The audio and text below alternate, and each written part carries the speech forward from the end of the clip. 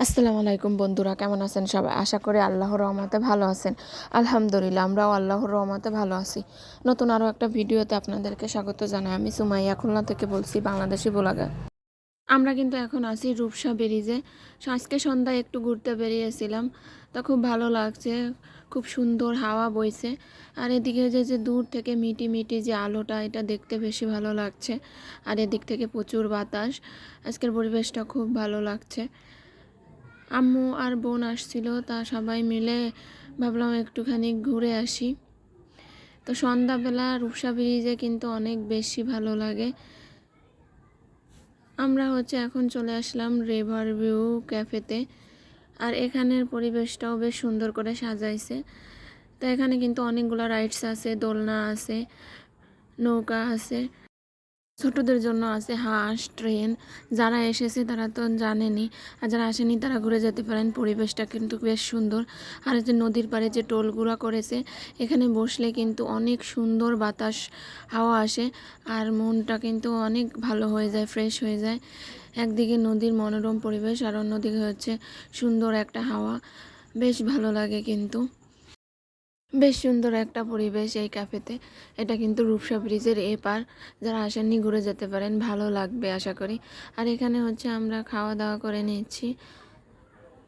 তো এখানে আমরা ফালুদা নিয়েছিলাম। এখানের নান আর গ্রিলটা কিন্তু অনেক মজার।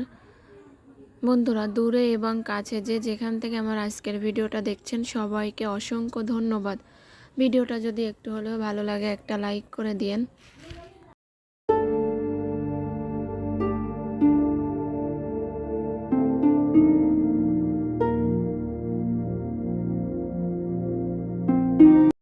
আমরা খাওয়া দাওয়া শেষ করে একটু নৌকায় উঠলাম, আর বেশ কিছু সময় একটু ঘোরাঘুরি করলাম।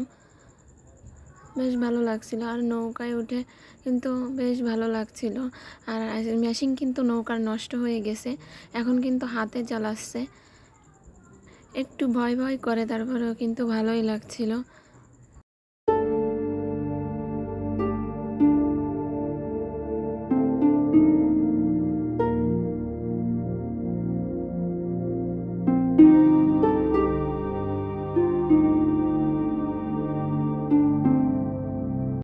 এখন কিন্তু পরের দিন সকালবেলা। আর এখানে আমি সকালের নাস্তা তৈরি করে নেব। তার জন্য এখানে আমি আটাটা প্রসেস করে নিচ্ছি। আমি আজকের নাস্তায় গোলা রুটি তৈরি করব, তার জন্য এখানে আটাটা প্রসেস করে নিচ্ছি।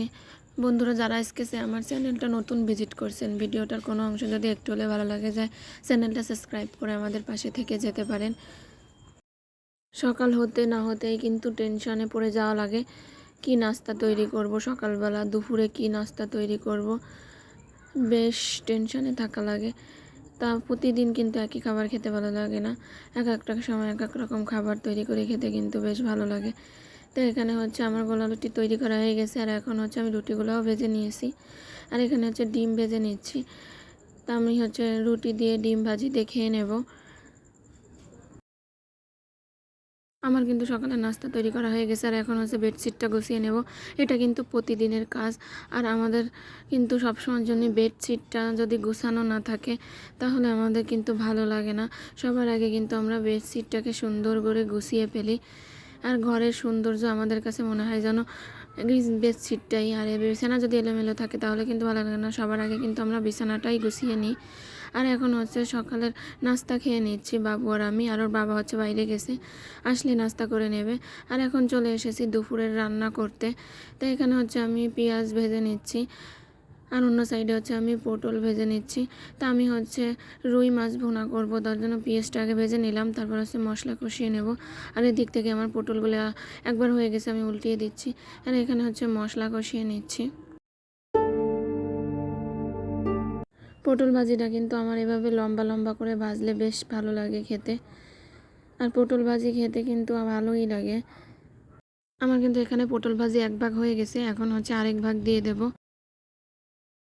আর অন্য সাইডে আমি মাছ ভুনা করে নিচ্ছি।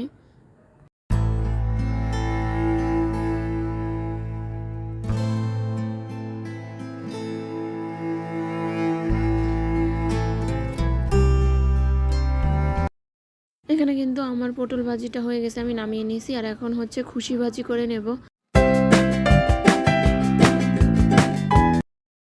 আজকের ভিডিওটা আমি এখানেই শেষ করছি। দেখা যাবে নেক্সট কোনো ভিডিওতে। সবাই ভালো থাকবেন, সুস্থ থাকবেন আর আমাদের জন্য দোয়া করবেন। আল্লাহ হাফেজ, আসসালামু আলাইকুম।